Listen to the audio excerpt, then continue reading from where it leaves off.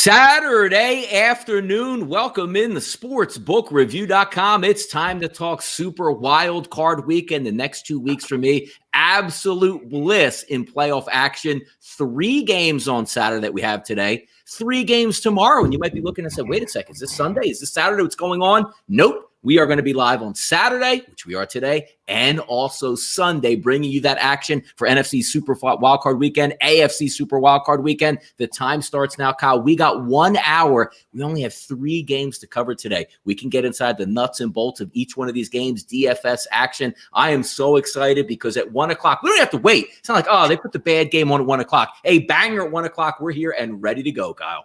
Man, and to me, it's the best game of the week, maybe the second best game of the weekend right away.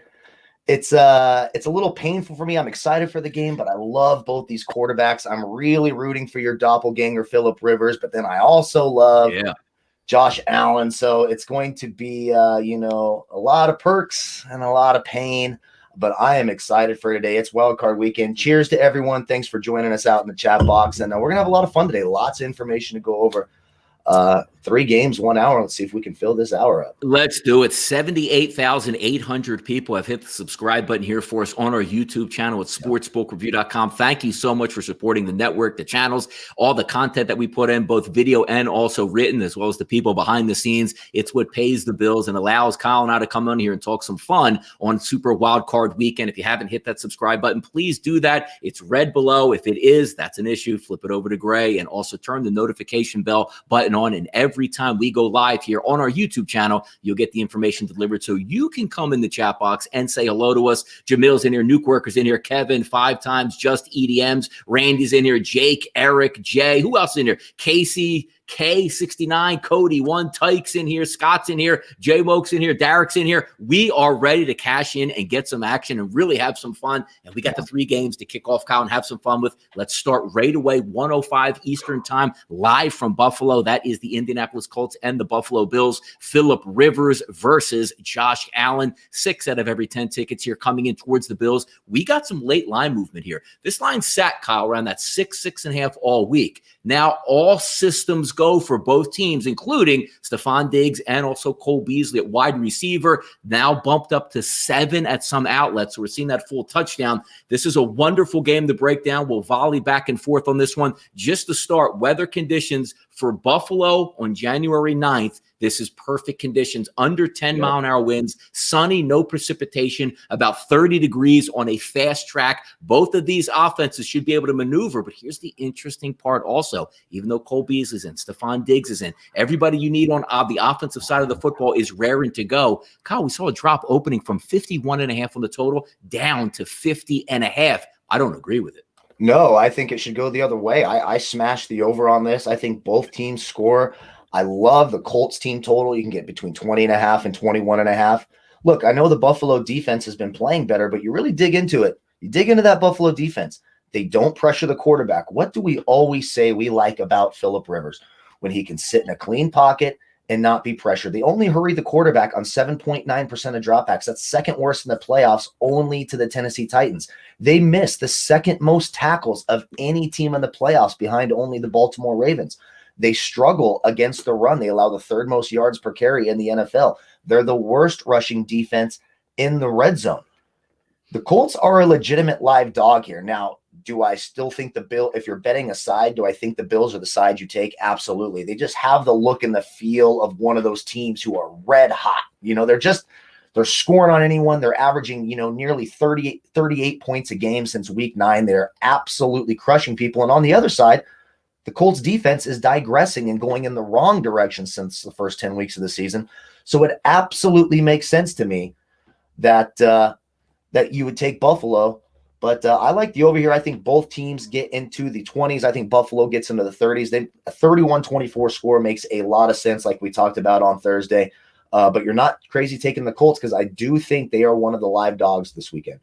It's interesting because even looking in the chat box here, there's a couple different ways, and I find myself, swinging from team to team Tuesday, Wednesday, Thursday, and Friday. When I look and just say, let's take the numbers out of the equation and just what you know about these football teams. When I take a look at Bet365's team total for the Colts, it's 20.5, and immediately a cash register rings in my head. Like, why aren't we just going all in on the Indianapolis Colts team total over 20.5? They should get into the 20s. We went over during the week, 40s, 30s, late high 20s, 30s, high 20s. That's consistently what the Colts do. Frank Reich on offense, using those analytics, and if it's 4th and 1 at the 30, I'm going for it. I'd rather have the touchdown chance than a field goal. And it's appreciative usually in team totals and totals for the game. But as the more I dig into it today and doing some work on the Buffalo Bills this morning and last night, their defense is really coming to play. It's almost one of those things we look at, Kyle, when we take a look at the Seattle Seahawks, right? Start the season horrible in defense. Like, they're not going to go anywhere. What's going on with this defense? They right the ship as the year goes down the stretch. When you take a look at the Bills, we were so used to the Bills and being conditioned that the Bills offense, if they can get to 20, they should win because the defense has been dominant. Now sides have flipped. The offense is dominant on the Bills, which leads to a lot of junk yards and junk scores going against the Buffalo Bills. Because when you're up 30 points in the second half, usually your defense is not bringing 0 cover 1 blitzes on 3rd and 1. You're saying, dude, get your 5 yards, move down the field. Let's just get out of here with no injuries. Because doing some numbers with the Bills after the Hail Mary, which they lost that game.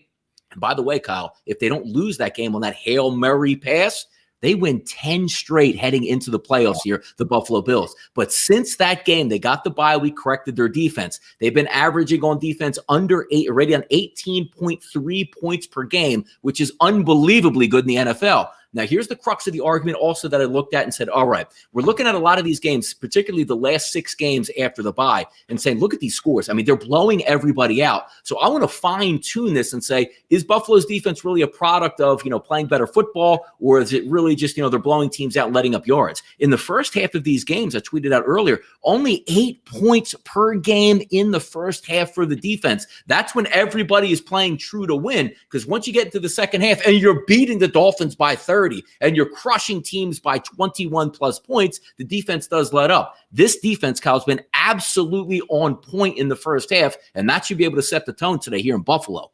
Yeah, and I don't disagree. That's why it's going to be really important for the Colts to come out on their first couple of drives and establish the run, get that secondary on their heels. Look, the bottom line is Tre'Davious White is going to shadow T.Y. Hilton. He's going to make things very, very difficult for T.Y. Hilton. So some of the tertiary targets for Phillip Rivers are going to be important. The Zach Pascals, the Nyheim Hines, the Doyles, the Burtons. They need the running game to help get those guys open. They're not the same sort of talent that T.Y. Hilton is. But then again, I revert back to they miss a ton of tackles. They do give up a ton of yards per carry. Jonathan Taylor has absolutely been on fire. If that Colts running game can get started early and keep this game competitive into the second half, you're going to have some lemon booty with the Bills. I'm sure last year's collapse in the second half of that game, specifically the fourth quarter and overtime, is still in the back of the minds of some of these young Bills players, and something's got to give here. The Bills have not won a playoff game since 1996. They haven't played a home game since 1996 in the postseason. Phillip Rivers has never lost a wild card game, 4-0 in his career, so there's some interesting history there. It's going to be really important for Jonathan Taylor, Nyheim Hines, maybe even a little Jordan Wilkins to get going early in this game, keep this game competitive. I think it's a lot of fun. I do think it's sort of a track meet and it goes over the total. But you're right. The Bills defense has played well, and they've played some good offenses, since that game. The Chargers, look, for all the grief we give the Chargers, they could put up points with that young quarterback. The Steelers, obviously, they dominated that Steelers team. That's really a condensed offense, especially back in December. But then there's also games, a must-win for the Dolphins, the Patriots, the 49ers battling injuries, the Broncos who can score 30 or score 3. So it's tough to, sort of wrap that in and say, oh, the defense has been dominant, but they've certainly been better, especially after what you mentioned, that Arizona game. They had a couple of bad weeks against Seattle and the Cardinals with that defense giving up over 30 points, but have been much, much better since then. And I think that probably correlates a lot, too, to Matt Milano starting to get healthy, their best linebacker. So a lot of factors into that. But if Phillip Rivers has time in the pocket and they're able to run the football, it's going to be a nervous time for the Buffalo Bills and their fans.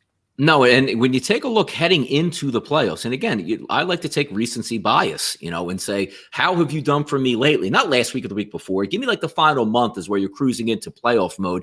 And then you take a look at the Buffalo Bills, like look at the last 3 games, Kyle. 29-point win, 29-point win, 30-point win. I mean, look, you said, well, it's just Denver and it's just New England. It's just Miami out here. Well, there's still National Football League teams, and it's hard to win by double digits in the NFL. I don't care who you're playing. Exactly. They absolutely destruction, terror, and mayhem on those 3 heading in. And they didn't have the luxury of saying, let's rest up last week and see if we could turn it back on. No, they were turned back on last week and annihilated a pretty good Dolphins defense in a game where they weren't under so much pressure, where they might have been locked in, like, we have to win this game. Let's see what happens.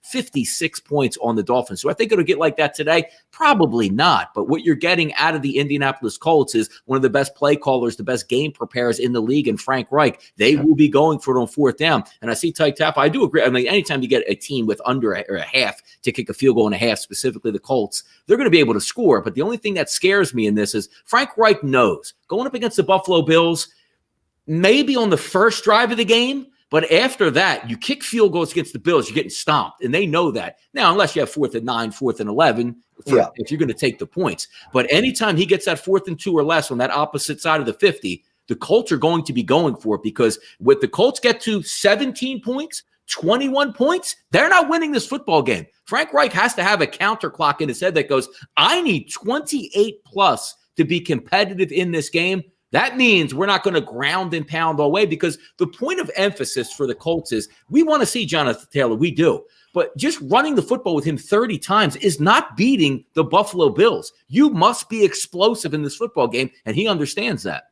Yeah, you're absolutely right. And I saw in the chat box someone said, hey, let the running game and the defense win the game. Let's talk about that. It's not really the NFL anymore, No, it's not the NFL, and it's not the Colts defense. It was the first 10 weeks of the year. We were like, hey, this defense is really good, maybe one of the top 3 defenses in the league. That has not been the case since week 10. They're actually bottom 6 in defensive efficiency, bottom 5 in overall defense. That defense has become very leaky. They're going to be without one of their corners, Rock Ya-Sin, today. So TJ Carey is going to see a ton of Stephon Diggs. Now, some of you might say, oh, but what about Xavier Rhodes? Won't he shadow? He hasn't been a shadow corner once this entire year. And believe me when I say, if they use Xavier Rhodes in a shadow role against Stephon Diggs will have 200 yards receiving today. Like, he has no shot at keeping up with the athleticism of Stephon Diggs. I know they say Cole Beasley's going to play. I don't think you see much out of Cole Beasley. So it's going to be the John Brown on the outside should absolutely torch Kenny Moore on the other side. There's a lot of advantages for that Bills offense, which plays right into your point. If the Colts want to hang in this game, they're going to have to score points. This is not going to be a 20-13 game. I think this is 31-24, 38-31. It's going to be in my opinion, it's going to be a high scoring game. And if the Colts want to win, you are absolutely right. They better figure out a way to score points. And I think you see more than 2 4th down attempts from both teams today. Both teams, they will take chances on the other side of the field and go for it on 4th and short. Absolutely. It doesn't, I understand it's playoff football. What I mean by that is I see like the over-unders and, our old, notion of the playoffs. It's, 3 yards in a cloud of dust. It's play field position. Don't make a mistake. It's really a new evolution in the NFL now. So when it opens up at 51.5 and there's no weather concerns and no injury concerns either, and it drops to 50, I wonder if people are still banking on, 50 is a lot of points in the playoffs. You want to run the clock out. I just don't see it, because you have not only Buffalo's offense is just in hyper speed right now, but the Indianapolis Colts, I still think they get downgraded and people don't actually look at their scores, because the same notion we all see is that Chargers, Phillip Rivers offense, where they throw for 3-yard outs and 3-yard slants repeatedly during the game. That's not really what they do anymore. And again, the emergence back into the offense of T.Y. Hilton, even though he should be covered up, he can still stretch the field for the majority of his last 3 years. Ankle injuries, hamstring injuries, not the same. He's back to his explosive self. They have a lot of playmakers and a very good offensive line. And also the guy that we leave out a lot, Jonathan Taylor, gets most of the pub here, and rightfully so over the last 6 weeks. They have one of the ultimate swing backs in the NFL do it all, and Nyheim Hines is going to play a big part in this game. Yeah, Nyheim Hines is going to be critical because, like I said, their number one target, T.Y. Hilton, is going to have probably the toughest matchup of the day outside of DK Metcalf and Jalen Ramsey, which we'll get to in a moment. But Tre'Davious White is a top 3 cover corner in this league, and he will be shadowing T.Y. Hilton. So like I said, guys like Pascal, guys like Michael Pittman, Jack Doyle, Trey Burton, Nyheim Hines. Don't be surprised if you see Nyheim Hines and Jonathan Taylor on the field at the same time doing something different. I think Nyheim Hines is a big part of what the Colts do today. Yeah, and also, out here, think Allen throws for 3 touchdowns. I do, because the way you attack Indianapolis is not with your 2 little small running. I mean, Zach Moss isn't small, but you get the picture. It's not like, you have Kevin or King Henry coming after him. So I do think that really matches up well in the favor of Allen passing for those touchdowns. Now, spend a couple minutes on this game. Let's get a little bit of look at some DFS action on this game, because you can still get in the millionaire makers here on DraftKings, or if you're playing off of FanDuel. When you look at this game, just going over by the quarterbacks themselves, obviously we're not going over Mac Barkley and Jacoby Brissett. It's Josh Allen and Phillip Rivers. I like Josh Allen at the 7,500 number better than I like Phillip Rivers, which is actually kind of odd, because if you think Rivers is going to be down, he's going to have to throw themselves back into victory. But when I look at Josh Allen, like Teffa says in the chat box, and I agree with it, I think he gets 3 scores here. I think they attack that defense. I think he throws over 300. So why would I not go and pay the 7,500 here for Josh Allen? Right. Well, there's 2 lines of thinking. So number one, I have tons of exposure to Josh Allen on both DraftKings and FanDuel, including in a higher dollar single entry. But if you're playing, let's say you're playing the Millionaire Maker, you're playing one of the $3 or $4 tournaments, Josh Allen, especially if we're just narrowing it down to today's 3-game slate and not the overall weekend, Josh Allen will by far be the highest owned quarterback on the slate. I have him projected right now at 47% ownership. Phillip Rivers, on the other hand, I have projected somewhere in the 9 to 12 range.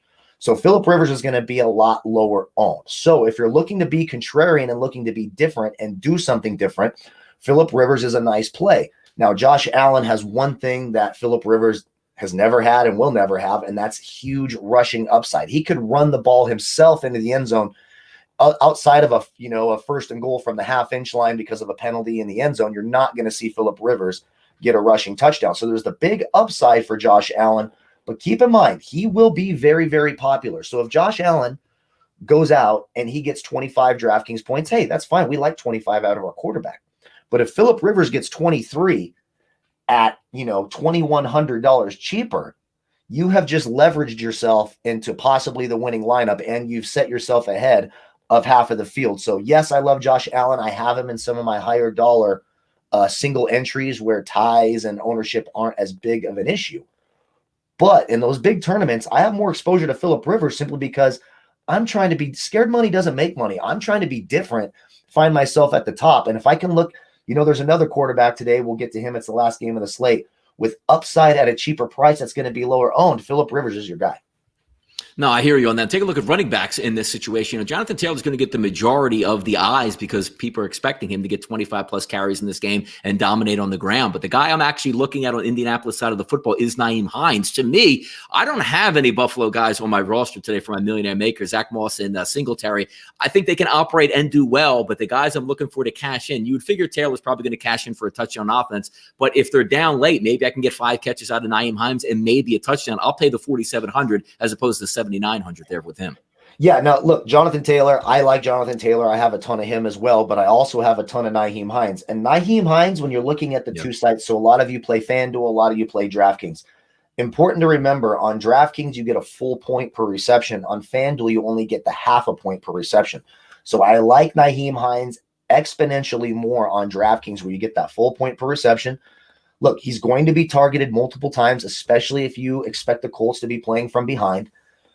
Jonathan Taylor's fine. I think Jonathan Taylor scores today. I wouldn't shock me if he scores twice. I think it's fine to pay up for him. And if you want to do something different in tournaments, something that a lot of people don't do, play both running backs from the same team. Play Taylor and Nyheim Hines. Take all those running back points. That's a really nice way to differentiate yourself. On the Buffalo side, Zach Moss, I won't play him under any circumstance. Will he get some goal line work? Probably. Could he poach something and frustrate the living hell out of me? Absolutely. But Devin Singletary is still only 4,300. I actually took a prop in this game of over 47.5 rushing and receiving yards combined for Devin Singletary. He's the more explosive back. I think when they're relying on Josh Allen to throw the football and those spread sets, the running back that they use in the passing game is Devin Singletary. So he's got the higher upside, in my opinion, the bigger play upside ability. So I like Devin Singletary for some value at 4,300. He's one of the better value play picks on this slate just at his price and the workload that he's going to get. But I'm with you. Both Taylor and Nyheim Hines will be part of my lineups.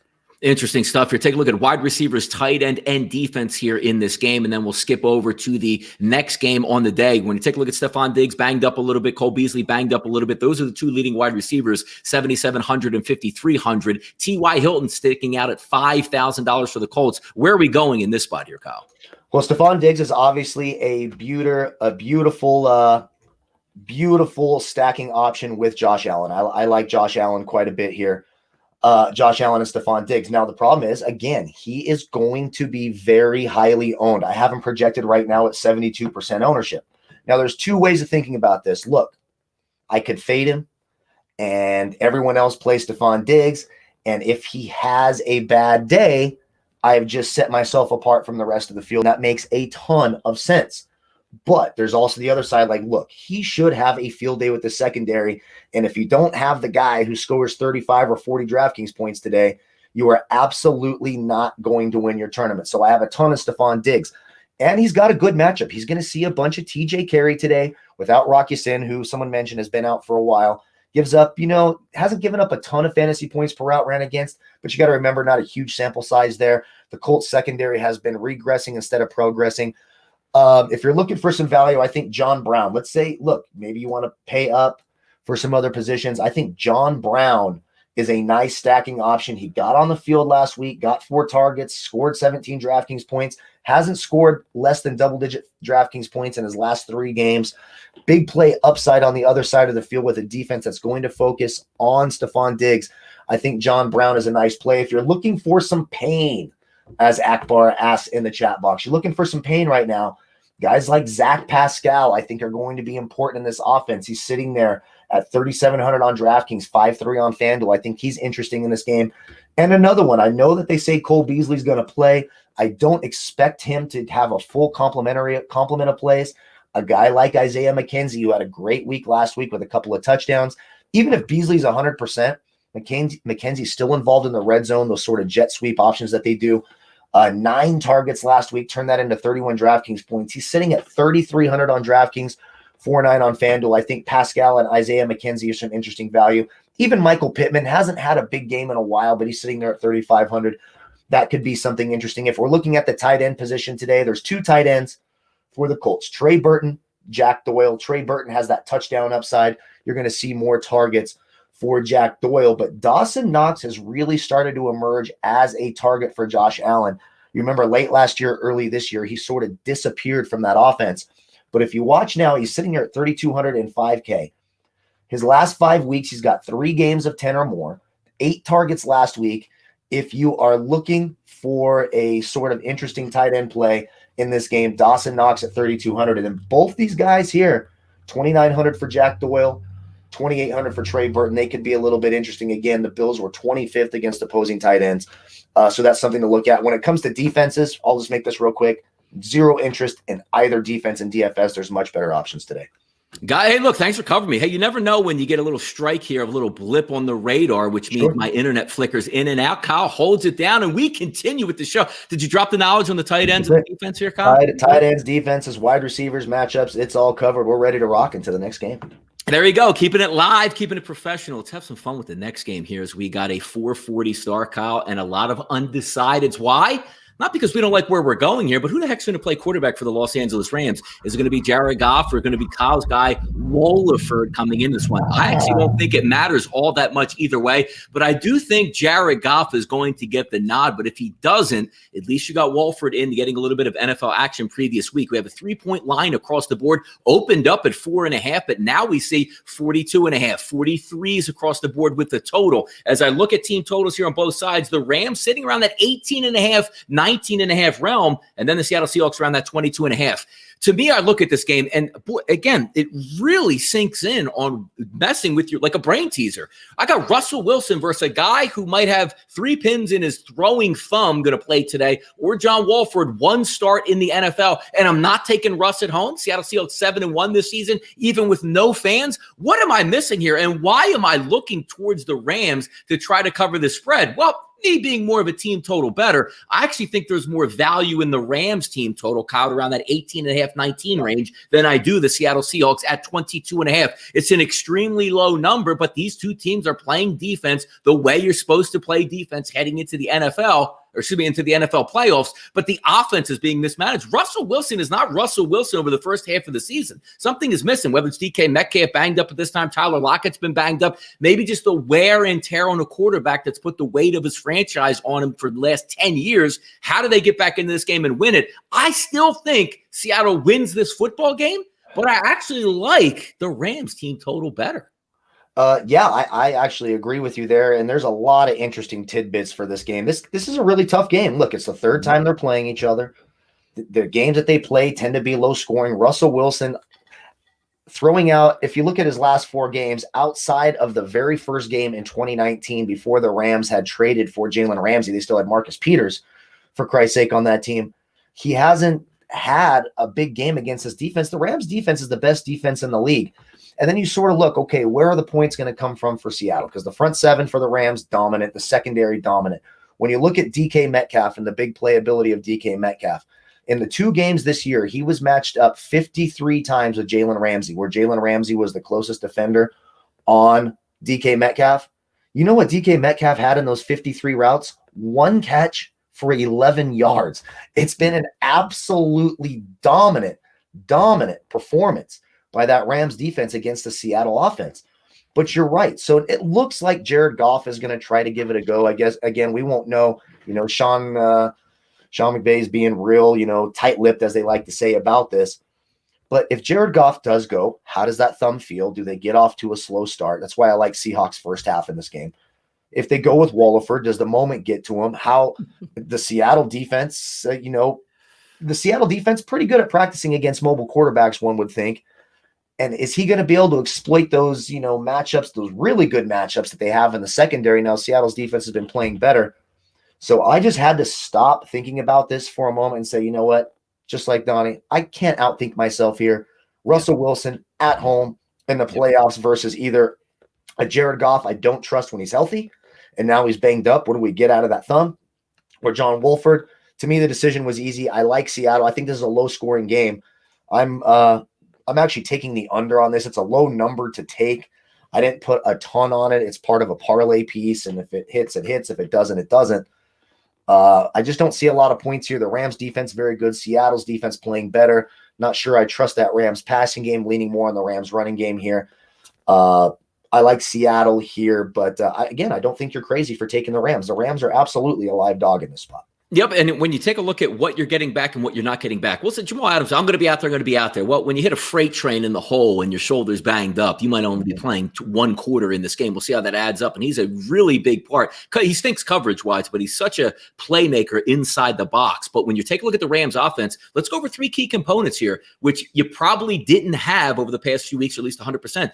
Cooper Kupp wasn't there last week. Now he's going to be back in the lineup. That's a monster addition at moving the chains, whether or not you're Jared Goff or if you're John Wolford. Also, let's take a look at the running back information. When you're taking a look at Malcolm Brown, just non-explosive. Cam Akers comes back last week after battling a high ankle sprain. The good thing was he got 25 touches in that game. The bad thing, he wasn't as explosive, but he's got another week to prepare for this game, get healthy, and enter into this one. Also, one of the biggest things we're missing out on, what's more important than just about anything on the field, Kyle, outside of the quarterback? Your left tackle. You're getting one of the best of all time to do it, and Andrew Whitworth will be back. You have a complete dominant offensive line. If you get average quarterback play, you have good set of weapons on the offense. And Kyle brings up the point that we've talked about all year long. If there's one defense in the NFL that you can draw in your mind and say, how do I stop Russell Wilson? It's the Rams. What a game we got, man. Oh, it's gonna be crazy. A slugfest. Yeah. And man, look, I'm rooting for the Rams. These are both NFC West rivals for my 49ers, but I hate Seattle exponentially more. I can't stand Russell Wilson. But look, the bottom line is if this is a close game under a touchdown and it comes down to the fourth quarter, who do you want? You want Russell Wilson. And that's exactly where my brain goes. Look, I understand that the Rams defense is fantastic. And if the Rams were fully healthy and Jared Goff hadn't got hurt, I'd be taking the points with the Rams. They're actually very good. I believe 6-1 this year when getting 3 or more points. against the spread. So I like a lot of what the Rams do. And look, I'm rooting for the Rams. I had a preseason bet on them to get to the Super Bowl at massive, massive juice. But the fact of the matter is here, it's hard to trust Jared Goff when he's healthy. Now you've got a surgically repaired thumb and, hasn't really been able to do much until, later in this week. How much rust is there? And I know people like John Walford. That's fantastic, and all that stuff. Old Walford there. I actually went to grade school. I grew up next to a kid named John Walford. John Walford. There you go. Yeah, his name was John Walford, and he had a brother named Mike, and they were the biggest dorks. They got made fun of all the time. I sort of regret that. I shouldn't have been that way as a kid. But it was a different time, different era. It would not fly in today's world. Let me just tell you that. But nonetheless, no, I'm going against John Walford or a banged up Jared Goff. You got to go Russell Wilson here. And that DK Metcalf stat, Jalen Ramsey has dominated DK Metcalf. I saw someone say he's due for a big game. 53 routes, 1 catch, 11 yards against Jalen Ramsey this year. So you tell me who's got the better of that matchup. Yeah, and again, the times would be different here because let's just say, and it's not the way it is today, but how lucky, per se, the Rams would be. About 45 degrees today up in Seattle, no rainy conditions, which is amazing on its end. No real wind conditions, which is a boost for offenses on both sides. Now, again, these two teams match up well, but let's take a look at a different environment here, Kyle. Jared Goff's not going to play. John Walford starts. He goes into Seattle versus the 12th man. 65,000 lunatics where you can't hear a damn thing and you've never experienced this before in your life. That's not going to happen today. There's nobody there. It's going to be silent. Just that din of the fake crowd noise they have, which stays at the same decibel all game long. That really is advantageous to road teams. And as you saw over the numbers this year, the best the road teams have ever done, I believe since 1968, since they've been keeping track, I think, is this season where it was basically a 50-50 split between home and away. It used to be, why did you want to win the division? Why did you want to get a home game? Sure, the owners wanted the money, Kyle, but you're playing in front of rabid fans. And if anybody has ever been to an NFL playoff game as opposed to an NFL regular season game, regular season games are crazy and on all different parts and the fans are cheering. But in the playoffs, you go from standing on just third down to standing on first, second, and third down and trying to break decibels on the football field. It's all ramped up. Not going to be there today. I think that's an advantage for the Rams and certainly some other teams that we're going to talk about in just a few moments. But the concept is right, though. What are we actually getting out of the quarterback play? And to synopsis, before we get to a little fantasy talk, is it just sometimes keep it simple, stupid. Do you want to be the guy at the end of the football game that goes, yeah, I bet John Walford, and this game ended up 24-10 because they could not move the football a lick. And I had Russell Wilson at just 3 points against John Walford. Do you want to be that guy? And if you are that guy and it wins the other way, isn't it easier to swallow that one? Like, well, what do you want from me? I took Russ -3, lost to John Walford. Exactly. Keep it simple, stupid is absolutely right. And I'm not going to be, and that score you said 24-10, I think is about dead on. I like the Seahawks today, and I like the under in this game. You're just absolutely right. What is John Walford going to do? I know everyone says, oh, the Seattle defense, they stink. Actually, if you look at the last 9 weeks, they're third in defensive scoring. They're top 10 in defensive efficiency. They've really righted the ship since Jamal Adams came back from that injury. I do expect him to be fully healthy or a full go. They're going to put shots in there. That guy's crazy. He's going to line up there. He's not going to worry about – I'm pretty sure nearly every NFL defensive player has a hurt shoulder by this point. If you don't, you're doing something wrong and you probably have a concussion and you're not playing in this game. I mean, that's just the reality of the situation here. Low scoring game. Take Russ over the other quarterback. Don't overthink it. You got to go with the Seahawks. All right, let's talk a little DFS action. Russell Wilson, as we know, the top quarterback in this game, 6,600, but not far behind is Jared Goff. And we don't even know if Jared Goff is playing in this game, and he's 6,000. John Walford, 4,900. So when I look at this, because we're going to go over each game slate by slate, neither one of these quarterbacks is on my DFS roster for this Wildcard Saturday here. But if we were to pick quarterbacks, your only option really is Russ, right? Yeah, if you're going to play one, and again, he struggles against this defense. I mean, I can just give you the totals. Here's his last three totals, 12, 13, and 20. Mm-hmm. Now, 20 is okay, but when you're not paying that much less than you're paying for Josh Allen, do we think Josh Allen's that close to 20? I don't think so. You can go $1,200 cheaper and get Phillip Rivers in a better matchup. I just think it's crazy to play a lot of Russell Wilson. Now, if you're playing 150 lineups, you're a mass lineup entry guy. Sure, I have him projected at about 13% ownership, so if you want to go 15 to 20 and sort of go against the field there, I don't mind that. But no, he's not really on my radar. The Rams, number 1 in the league this year in terms of fantasy points allowed to opposing quarterbacks. Then Jared Goff, it's just, look, first, we don't even know he's going to start. He's overpriced. The Seahawks, you're going to see this balloon number where they're 24th against quarterbacks. But again, they've been much, much better as of late. So I'm not racing to play Jared Goff or John Wolford. I'll pass on both of their quarterbacks. Russell Wilson would be the only one you would want to play. But again, temper your expectations there. Absolutely. Take a look at running backs here. Chris Carson, top of the slate in this one, 5,900.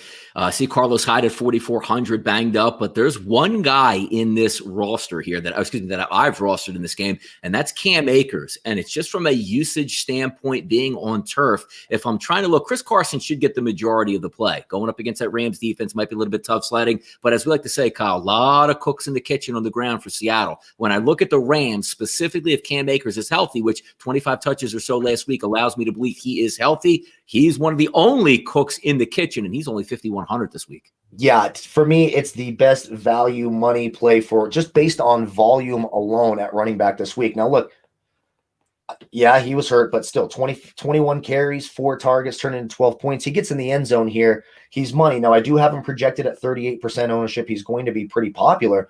But Chris Carson also seems like he's going to be pretty popular, and I'm not buying that. The Rams allowed the 3rd most fantasy points in the league to opposing running backs, a total of 11 DraftKings points this year against this Rams defense. I'm not buying into the Chris Carson thing. I think this is a struggle. If we're going to get to this position in a moment, I think if you want to play Seahawks, you want to look at some of these tertiary targets, Tyler Lockett and their tight ends, to try to get something done and try to get some value, because this is going to be a tough game for the Seattle offense. No, absolutely right. And we'll keep moving down the list here to see what we have to play out here. Wide receiver action. Tyler Lockett, 6,900. DK Metcalf. How about this, Kyle? 6,900 on DraftKings for Lockett, 6,700 on DK Metcalf. Most people look at that and be like, that's ridiculous. That should never happen. Do you know why that is, Kyle? Come on, just tell them a little bit. Oh, I absolutely do know why. I'll repeat it for the 3rd time. 53 times. Jalen Ramsey was the closest defender to DK Metcalf. He had 1 catch for 11 yards. Now, listen, does DK Metcalf have the talent to go out there and hit an 80-yard touchdown on the first drive? Absolutely. It's not out of the realm of possibility, but it's not very likely. The Rams allow the fewest fantasy points to wide receivers in the league throughout the season. They are good across the board. And it's interesting that Lockett is more expensive. He does indeed have the slightly better matchup when you look at it. He lines up in the slot on 61% of his routes, so he's going to see Troy Hill, who does, in fact, get targeted more than the other defensive backs for the Rams, gives up 0.32 fantasy points per route ran against. So the receiver you would want is Tyler Lockett. And, of course, if we're looking for some pain, looking for some value, you come all the way down. Yeah, that's right. You come all the way down here to David Moore, which I'm trying to find his price. He is awfully cheap. He's way 3,000. He's at 3,000, but again, it's boom or bust. If he gets in the end zone, you're dancing to the bank and you're super happy, but not hugely targeted. Only 6 targets over the last 3 weeks, so it is something to keep an eye on. If you're looking for value from me, it'll be the next position at the tight end spot against the Rams secondary. Yeah, Higbee 3,400, Everett at 3,000, Hollister at 2,700, Will Dissly at 2,600 here. And if you want the old man in the sea, Greg Olsen sitting at 2,500. And to me, again, I'm always going to look at Higbee, specifically if you have Walford at quarterback, the fast, easiest target you can have outside of dumping off. So running back, Kyle's 5 yards over the middle? Higbee should be open here, but he's going against 2 really, really good linebackers. But if I'm looking from a pass game perspective, and also when you look at Jared Goff, does Jared Goff want to sit in the pocket for 5 seconds and run around and get tagged repeatedly with that bad thumb? No, get rid of the football quick. Who's your first target? Tight end. Yeah, and that's what you're going to see. If Jared Goff plays, you're going to see play action on that little, misdirection jet sweep to the outside, and then you're going to see him roll out to the right and throw quick passes to Kupp, Woods, or like you said, Higbee. I don't mind Higbee. Even Gerald Everett. 17 or 14 targets over the last 3 weeks if you're looking for some value at 3,000. One guy I like, it's actually a prop bet I took today, Jacob Hollister, sitting down at 2,700. He and Will Dissly will be a part of the offense. I took the over 11.5 receiving yards at -110. I think he gets a couple of catches here. I think 11.5 is easy. Again, with Darius Williams out there on Moore, again, Troy Hill on Lockett, Ramsey on Metcalf. These tight ends should be involved in the passing game. I think Jacob Hollister goes over 11.5 yards receiving. And I do like him at 2,700 on DraftKings. 22 DraftKings points over the last 3 weeks on 11 targets. Again, we're digging down deep, going for some pain here, but I do think that's a way you could go this week. Rams, Seahawks, it's really a coin flip. Even though I do know the Rams defense is better, the Rams defense should pressure the pocket with Russ, but not. I don't know about the turnovers and the majority of the sacks that you might get, because he does have a propensity to escape the pocket. Not really an interception guy when he throws. When you take a look at the Seattle Seahawks defense, if you do get John Wolford, maybe you can pressure him into some turnovers. But these two defenses, neither one of them made my slate today. But if I had to give a nod, I guess I'm going Rams with the ability that I think they can be more disruptive overall than the Seahawks, but you got to make a choice here on one of these two, but neither one are on my Millionaire Maker today. Yeah, I have a little bit of exposure to the Seahawks defense, kind of hoping that Goff is banged up and maybe they have to go to Wolford. They have been playing better, and I'm taking the salary savings at 2,700, and I especially played them on FanDuel. On FanDuel, the Seahawks are 3,600 and the Rams are 4,900. So you see the stark difference on the two sites. On DraftKings, they're only $200 apart. On FanDuel, they're $1,300 apart. So I think the Seahawks are a better play on FanDuel. The Rams, I'm with you. They have better playmakers. Anytime Aaron Donald's on the field, strip sack, fumble, touchdowns, all that stuff comes into play for Aaron Donald. So I prefer the Rams on DraftKings and the Seahawks on FanDuel. All right, let's get to our last game here. Going up 145, 146, 8:15 tonight. Tom Brady in prime time. Interesting news coming out here. Looks like trending in the wrong direction is Alex Smith. And we see this line now on the move. Opened up around that 7.5 range, 8s to 8.5s to some 9s all week long. We saw some dip downs around the 7.5 and 8, but now we're seeing 9s again across the board. Over under, which was as low as 44, has now jumped up to 45 and some 45.5s, depending on where you're shopping at here. This is a true gambler's paradise. And the reason why I say this, there's no shot in hell Washington wins this football game. I'm going to say that right now. But it's a gambler's paradise because you can make an effort and say, hey, home team getting 9 points. Brady gets pressured in the pocket. All they want to do is get out with a victory. There are no style points. Mike Evans, as we know, I'm going to do everything I can to play. That's all fine and good. But when you barely can walk off the field last Sunday, you're a wide receiver, you're playing in cooler temperatures, going to be very hard to be up-tempo, stable, and ready to give maximum effort. But no shame in the game for Tampa Bay, Kyle. You got Antonio Brown, you got obviously Chris Godwin, you got Rob Gronkowski, you got a good running game, solid offensive line, and Tom Brady. They have more than enough weapons to go around and do some damage against this Redskins defense, which again is a good defense. But you saw the cutouts today in each and every highlight that's shown, ESPN, NFL Network, the Redskins in division versus the Redskins going out of division. It's two completely things. When you're playing, I don't know, Carson Wentz behind a bum-ass offensive line, you're playing the Ben DiNucci's of the world, and you're going up against Colt McCoy. Oh, man, that defense is real good, isn't it? But the minute you step up in competition, you go, oh, my God, this team can actually complete passes. It's a little bit different look. Do I think Washington's a good football team? No, I don't. Do I think their defense is good?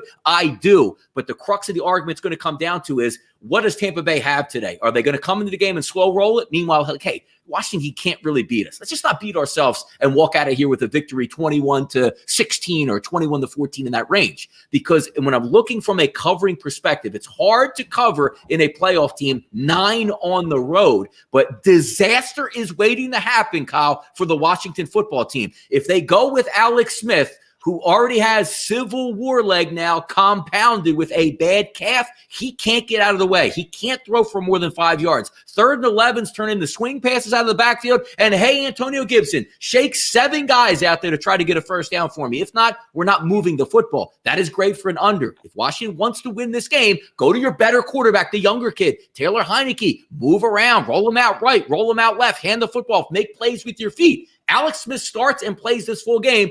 0 shot to win. Taylor Heineke plays, at least you'll be in the ball game here with a chance to be competitive and win. Yeah, I tend to agree. And look, no matter who plays quarterback for Washington, they're going to be under pressure. Tampa Bay blitzes, second most blitzes. More than anybody. Almost, yeah. Second most, I think, in the NFL. Most of any playoff team, I believe that's correct. You could fact check me. It's somewhere in that range. It's not that far off. They're going to be under duress. Terry McLaurin, look, I know he's going to play. He's not healthy. Antonio Gibson, he's going to play. He's not healthy. And really, their only hope is to try to run the football. The bad news is Tampa Bay shuts down the run. You're not running the football here. And when you actually look at that Washington defense, the one spot where they're sort of vulnerable is running between the tackles. They're, I believe 15th in yards allowed per game rushing. Tampa Bay is going to win this game. I smashed the under. I would take the under in this game if it was 41.5. So at 45, I feel really, really good about it. Do I think the Washington defense can absolutely slow down Tampa Bay's offense? Of course I do. When you look at Tampa Bay, you mentioned, Washington versus the NFC East versus the rest of the league. Look at Tampa Bay versus playoff teams versus the rest of the league as well. Only one win against any team who made the playoffs. All 5 of their losses are against team who made the playoffs. You look at some of their worst offensive outings of the season. Of course, against the Saints, a top 5 defense. Against the Rams, the top defense. Against Chicago, a top 10 defense. All of those teams gave Brady fits. And when we've seen Brady have problems in his postseason past, it's when a team can get to the quarterback rushing 4. So I do think that points will be at a premium here. There's not going to be a ton of scoring. Sort of 23-10 type win here for Tampa Bay makes a lot of sense. Now you're going to hear me counter that fact when we talk about DFS, and that's simply because of upside and possibility in terms of value. But when you look at it just with a logical head, I don't see a lot of points here. It's hard to take Washington to cover. I was on them earlier in the week, but the more and more you look at it, it's hard to envision them, even against a declining secondary in Tampa Bay. It's just hard. They don't have the weapons or means necessary to exploit that. So I'm staying away from the sides. I didn't put a bet on the sides here. I would lean Tampa Bay, but I love the under 45.5 in this game. Let's take a look at the dog set as a whole, because the point you bring up is good. The more you look at it, you're trying to will yourself into a victory for Washington, which, again, if you're playing a total or a team total, it's completely different from playing a side perspective. We look at the Colts Buffalo. I can make a case that Indianapolis wins that game outright. When I look at the Rams, I can make a case that that dog can win outright. When I look at Washington, I can't make a case. What has to go right? Like, Tom Brady throws 4 interceptions, gets hurt in the game. Godwin goes down with a concussion. Washington scores twice on defense, and they escape with a victory. Like, that's sort of the synopsis that I have. And all during the week, like, I get people DM me, like, it's funny, Civil War, like, what do you mean by that? Look, if you're in the Civil War and you're on the front lines and a cannonball hits your leg and snaps it in half, what they do is go to the nearest tree, pull a branch down on one side, get another branch, put it on your leg, and have some vines and wrap it around and get back out there, soldier. That's Alex Smith tonight in the pocket, basically with Civil War leg, trying to win a game where he doesn't have much going for him. Now, when we take a look overall at this over-under, it is interesting that it's climbing up to 45.5, because I think the synopsis is right. When you look at Washington, how are they scoring? Which means Washington's pathway to victory, Kyle, is not like this. Ron Rivera going in the locker room, like, it's going to be awesome. We're going to start Alex Smith. He's going to throw 65 times in this game. That's really not what it is. It's almost like we have a really good defense. Let's get 2 first downs. Our goal, not to score. Let's get 2 first downs and punt Tampa Bay back to their own 20 and play defense, rinse and repeat. So it does play to an under in this spot. When I look at team totals, Kyle, like 16.5 in the NFL.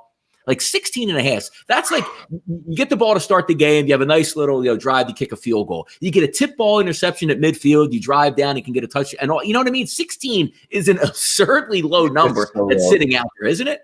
Oh, it's so low. And then it's so sad because you're like, God, am I going to take that with Alex Smith and J.D. McKissick and Logan Thomas? And boy, oh boy, oh boy. But look, you like pain? I like pain. I think you got to take a shot on it. It's just too low. And look, if you get it, if you don't hit it, at least you took the value and said, look, I banked on an NFL team at home getting 17 points in a playoff game against a Tampa Bay defense, very good against the run, allowing the second fewest fantasy points to running backs, etc. But that secondary is injured, number one, and they play a ton of zone. There's a lot of ways to beat that Tampa Bay secondary. So yeah, I could talk myself into 16.5. Let's do it. Why the hell not? I'm going to push the button while you're talking next. We had a good joke going during the week. Like, again, the pathway to victory, it's easy to make for the other teams. And, Kyle's on Thursday, and his point of emphasis was, well, if Logan Thomas can dominate this game, and it's like, how low is that bar?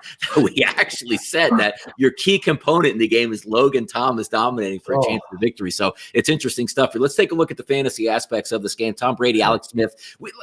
If you're betting Alex Smith or Taylor Heineke, I don't know why you're doing it, because the crazy thing about the NFL is I'm always a conspiracy theorist guy. Like, hey, we put this game in Saturday night because Alex Smith, we have thousands of hours of programming and tear-jerking content of his wife cheering him along as he's on his scooter in his house and his leg almost got chopped off, and now he's coming back. If you don't at least put him in there to start, that's going to ruin our telecast. And the only reason why we put it at 8 o'clock. So look for this. Alex Smith, oh my God, is going to give it his best. And second drive, Taylor Heineke's in, because it plays to much better theater. But looking at the game itself, Tom Brady, viable on one side, but we don't need need Tom Brady to win this game. Tom Brady shouldn't be throwing late fourth quarter to win the football game and cash in the 35th point of the game. I don't like any of the quarterbacks, but Brady's at 6,900. Alex Smith is at 5,100, and Tyler Heineke 4,100 here, Kyle. Yeah, and let me just say, if Tom Brady is throwing to win the football game in the fourth quarter, you can bet that he's had a dog shit game and they probably have 12 or 13 points. Like, it's probably a scenario where you're like, oh my God, just get me a touchdown to get me double-digit fantasy points here. But now on the flip side of that, if you're looking at just upside, now Washington allowed the fourth fewest fantasy points in the league to opposing quarterbacks. If you're looking for an advantage here for the Tampa Bay side, Antonio Brown, who I like today in DFS quite a bit, we'll get to that, has a nice matchup versus Ronald Darby. That's where they're going to be targeting things. Tom Brady is the only quarterback in the NFL this year to have 4 separate games with over 300 yards passing and 4 touchdowns in the same game. So there is some upside potential there for Tom Brady. Like, if I'm ranking all 6 of these quarterbacks, I would have Josh Allen 1, Phillip Rivers 2 because of his price. Doesn't mean Brady can't score him, but I love that price. Then I'd have Tom Brady 3. Then you'd have Russ 4. And then, I mean, look, with the Rams in Washington, we might see 2 different quarterbacks for each of those teams. So you're basically burning your money if you're playing any of those quarterbacks. Now, if Alex Smith was fully healthy coming in, hadn't been hurt, they're playing this Tampa Bay secondary, I'd probably give him a shot just because it's the best matchup today on paper outside of the first half of Seattle. But no, you just can't play anything. You can't play any Washington quarterback because you just don't know if either one, it doesn't look like either one will play the full game. Yeah, and I don't have either one of those guys in my millionaire today. So let's keep moving to running back position. Antonio Gibson obviously going to lead the charge at 5,700. How healthy is he? Ronald Jones the second at 5,500. J.D. McKissick at 4,800 is interesting because if you expect them to be losing, he's going to get a lot of target share. And also, if Civil War leg is out there, he's going to get a lot of dump-off passes. Fournette, not really on my radar, and obviously we know LeSean McCoy is not going to play in this game. So to me, the best of the best, 5,500 Ronald Jones. I can see him getting the bulk of the carries and a touchdown here. Yeah, so for comparison here, Tampa Bay allowed the second fewest fantasy points to running backs, Washington the fourth fewest. So both these teams are very good here. For me, the only one of these guys I have a lot of exposure to is on DraftKings, and it is J.D. McKissick. Again, you get those full point per reception. Over the last 3 games, 28 targets in the passing game. Over his last 5 weeks, the only game where he scored less than 11 DraftKings points was last week against Philly in that just dreadful offensive game that they still found a way to pull off and win. He scored 8, but the 4 previous weeks, a 23, a 26, an 11, and an 18 should be involved in the passing game, especially with Terry McLaurin a little banged up. So for me, the best running back of the group in this game for me to play is J.D. McKissick.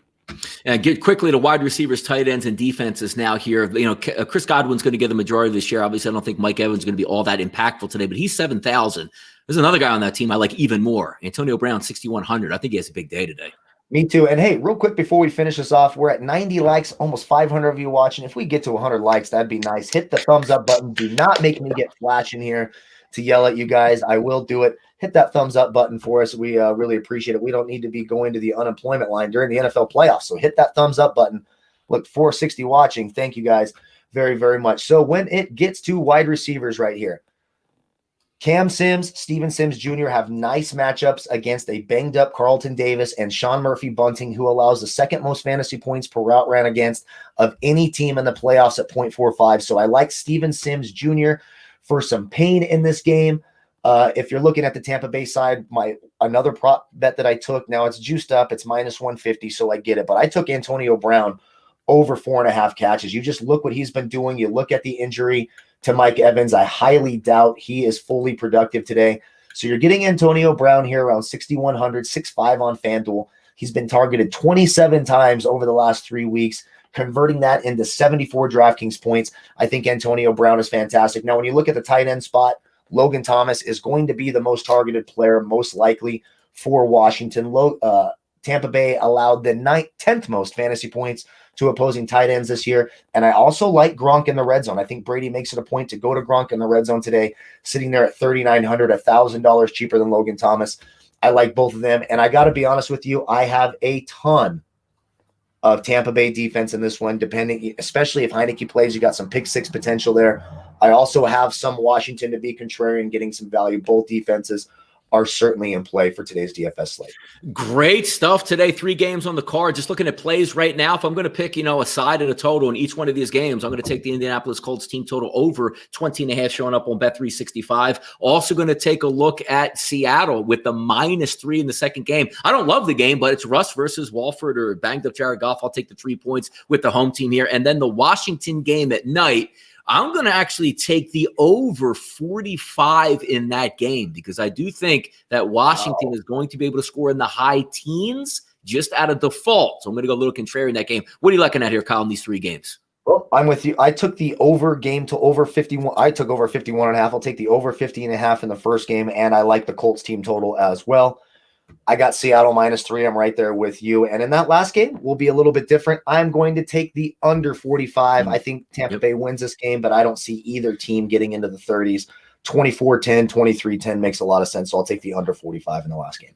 There we go. Wrapping it up. We'll be back tomorrow at noon, same time, to go over the 3 games: Baltimore, Tennessee, Chicago, New Orleans, Cleveland, and Pittsburgh. Thank you for spending your Saturday Super Wildcard weekend with us. We're about 10 minutes out from kickoff, and also got an NBA show coming up in just a little bit, so stay tuned here on the networks, and we will provide all the content that you need to be a better gambler in the NFL, NBA, college basketball, whatever it might be. We got you covered right here at sportsbookreview.com. Thank you for tuning in. If you're watching late, if you're watching still now, if you're watching on a replay, hit the thumbs up, hit the like button as well, and also hit the subscribe button here, as 78,800 have done for you so far. Enjoy the rest of your day. I'm Donnie Seymour. He's Kyle Purviance. We're sportsbookreview.com, and this was your Super Wildcard Weekend Saturday edition. Don't miss out tomorrow. We'll be back at 12 noon.